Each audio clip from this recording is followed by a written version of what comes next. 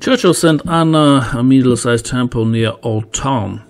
Initially, this building was erected in 1454 under the patronage of Anna, Princess Anna, and in the honor of this princess, this temple was called.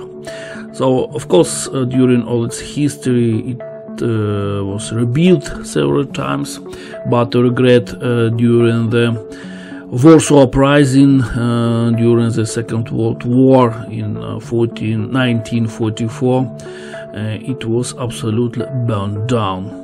Only walls remained. So it was rebuilt and reconstructed already after the war during 1959-1962. So we can say that all the surroundings which we see now, it's only the replica of the ones which used to be before the war, before the destroying.